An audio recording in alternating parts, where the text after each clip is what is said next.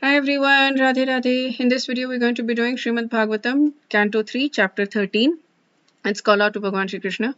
Om Namo Bhagavate Vasudevaya. Om Namo Bhagavate Vasudevaya. Om Namo Bhagavate Vasudevaya. Dear Bhagavan Shri Krishna, please help us absorb all this chapter, these verses, this Srimad Bhagavatam, these pages, these words of yours, this you, so that we can yeah, I've been starting to use these new words and it's still confusing, so I'm just going to go back to the old words right now because so that we can attain love for you. Okay, so let's read the text. Chapter 13, The Appearance of Lord Varaha. Text 1. Sri Shukdev Goswami said, O king, after hearing all these most virtuous topics from the sage Maitreya, Vidur further inquired on topics of Bhagwan, which he adored to hear. 2. Vidur said, O great sage, what did Swayambhuva, the son of dear son of Brahma, do after obtaining his very loving wife? Manu and I'm forgetting her name. It's complicated. 3. O best of the virtuous, the original king of kings, Manu was a great devotee of Bhagwan Hari, and thus it is worth hearing of his sublime character and activities. Oh, Manu is mentioned in Bhagavad Gita chapter 4.1. I think that he gave his this Gita knowledge to Manu first. Please describe them. I am very eager to hear. 4. Persons who hear from a spiritual master with great labor and for a long time must hear from the mouths of pure devotees about the character and activities of pure devotees. Pure devotees always think within their hearts of the lotus feet of Bhagwan, who awards his devotees liberation. 5. Sri Shukdev Goswami said, Bhagwan Sri Krishna was pleased to place his lotus feet on the lap of Vidur because Vidur was very meek and gentle. The sage Maitreya was very pleased with Vidur's words and, being influenced by his spirit, he attempted to speak. 6. The great sage Maitreya said to Vidur, after his appearance, Manu, the father of mankind, along with his wife, thus addressed the reservoir of Vedic wisdom, Brahma, with obeisances and folded hands. 7. You are the father of all living entities and the source of their subsistence because they are all born of you. Please order us how we may be able to render service unto you. 8. O worshipful one, please give us your directions for the execution of duty within our working capacity so that we can follow it for fame in this life and progress in the next. 9. Lord Brahma said, O dear son, O Lord of the world, I am very pleased with you and I desire all blessings for you and your wife. You have without reservation surrendered yourself unto me with your heart and for my instructions. 10. O hero, your example is quite befitting a son in relationship with his father.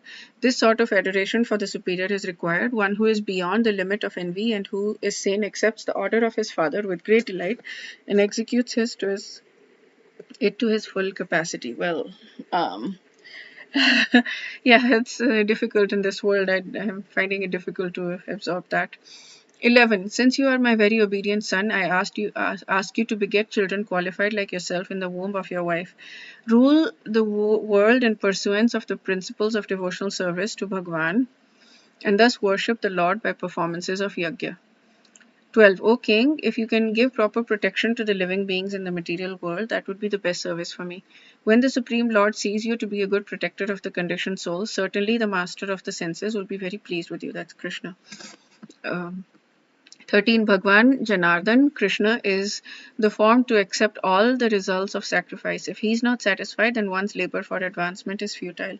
He is the ultimate self, and therefore one who does not satisfy him certainly neglects his own interests. 14. Sri Manu said, O powerful Lord, O killer of all sins, I shall abide by your order. Now let me please know my place and that of the living entities born of me. 15. O Master of demigods, please attempt to lift the earth which is merged in great water because it is the dwelling place of all living entities. It can be done by your endeavor and by the mercy of the Lord. 16. Sri Maitreya said, thus seeing the earth submerged in water, Brahma gave his attention for a long time to how it could be lifted. 17. Brahma thought, while I have been engaged in the process of creation, the earth has been inundated by a deluge and has gone down into the depths of the ocean. What can we do who are engaged in this matter of creation? It is best to let the Almighty Lord direct us. 18. O sinless Vidur, all of a sudden, when Brahma was engaged in thinking, a small form of a boar came out of his nostril. O Brahma's nostril. The measurement of the creature was not more than the upper portion of a thumb. 19. O descendant of Bharat, while Brahma was observing him, that boar became situated in the sky in a wonderful manifestation as gigantic as a great elephant. 20. Struck with wonder at observing this wonderful boar-like form in the sky, Brahma, with great Brahmanas like Marichi as well as Kumaras and Manu, began to argue in various ways. Okay. They began to argue. 21. Is this some extraordinary entity come in the pretense of a boar? It is very wonderful that he has come from my nose. 22. First of all, this boar was seen no bigger than the tip of a thumb, and within a moment he was as large as a stone. My mind is perturbed. Is he Bhagwan Vishnu? 23. While Brahma was deliberating with his sons, Bhagwan Vishnu roared tumultuously like a great mountain. 24. The omnipotent Bhagwan enlivened Brahma and the other highly elevated Brahmanas by again roaring with his uncommon voice, which echoed in all directions. 25. When the great sages and thinkers who were residents of Janaklok, Tapalok, Satyalok heard the tumultuous voice of Lord Boar, which was the all auspicious sound of the all merciful Lord, they chanted auspicious chants from the three Vedas. 26. Playing like an elephant, he entered into the water after roaring again in reply to Vedic prayers by great devotees. Playing like an elephant. The Lord is the object of the Vedic prayers, and thus he understood that the devotees' prayers were meant for him.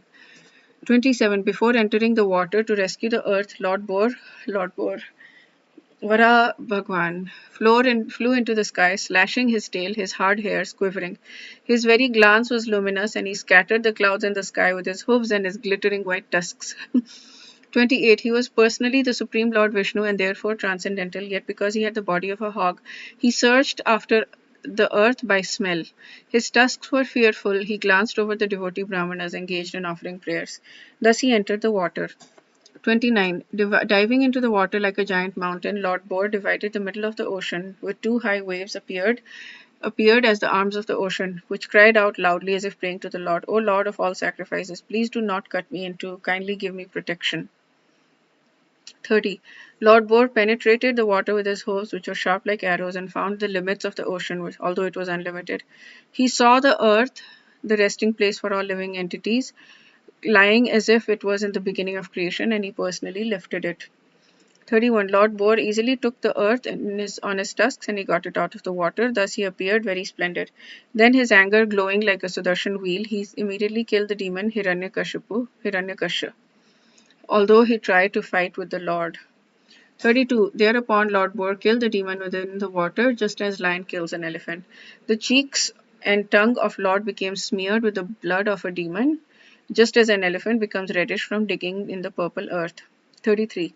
Then the Lord, playing like elephant, suspended the earth on. So he's a hog, but he's playing like an elephant. There's a lot of things like elephant references. Suspended the earth on the edge of his curved white tusks, he assumed a bluish complexion like that of a tamal tree, and thus the sages, headed by Brahma, could understand him to be Bhagwan and offered respectful obeisances unto the Lord. 34. All the sages uttered with great respect, O unconquerable enjoyer of all sacrifices, all glories and all victories to you. You are moving in your form of the personified Vedas, and in the hair holes of your body the oceans are submerged. For certain reasons, to uplift the earth, you have now assumed the form of a boar.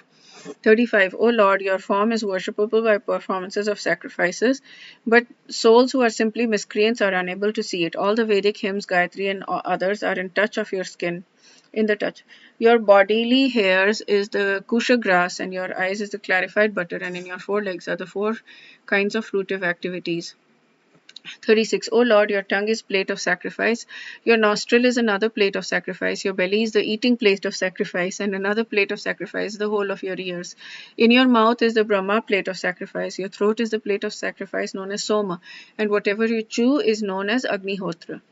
37. Moreover, O Lord, the repetition of your appearance is the desire for all kinds of initiation. Your neck is the place for three desires, and your tusks are the result of initiation and end of all desires. Your tongue is the prior activities of initiation, and your head is the fire without sacrifice, as well as the fire of worship, and your living forces are the aggregate of all desires. 38. O Lord, your semen is the sacrifice called Som Yagya. Your growth is the ritualistic performances of the morning. Your skin and touch sensations are the seven elements of the Agnishtoma sacrifice. Your bodily joints are symbols of various other sacrifices performed in 12 days. Therefore, you are the object of all sacrifices, called Som and Asom, and you are bound by Yagyas only. 39. O Lord, you are Bhagwan and are worshipable by universal prayers, Vedic hymns, and sacrificial ingredients. We offer our obeisances unto you. You can be realized by the pure mind freed from all visible and invisible material contamination. We offer our respectful obeisances unto you as the Supreme Master of knowledge in devotional service. 40. O lifter of the earth with its mountains, which you have lifted in your tusks, is situated as beautifully as a lotus flower with leaves, sustained by an infuriated elephant again, just coming out of the water. 41. O Lord, as the peaks of great mountains become beautiful when decorated with clouds, your transcendental body has become beautiful because you're lifting the earth on the edge of your tusk. So this is I'm just realizing that there's a lot of glorification of Bhagwan, and that is very common in throughout the Srimad Bhagavatam. Radhika Raman Prabhu had a lecture once, two lectures, and he had spoken about that's one of the most beautiful things about the Srimad Bhagavatam is that there is a lot of glorification of Bhagwan, and we can learn some of these verses and use them to glorify, to meditate on, and to glorify Bhagwan. These are one of the best things that we can do is learn some of these glorification verses. We can pick the ones that we like. 42. O Lord, for the residential purposes of all inhabitants, both moving and non-moving, this earth is your wife, you are the Supreme Father. We offer our respectful obeisances unto you, along with Mother Earth, in whom you have invested your own potency, just as an expert sacrificer puts fire in the Arani wood. 43. Oh, who else but you, Bhagwan, could deliver the earth from within the water? It is not very wonderful for you, however, because you acted most wonderfully in the creation of the universe. By your energy, you have created this wonderful cosmic manifestation.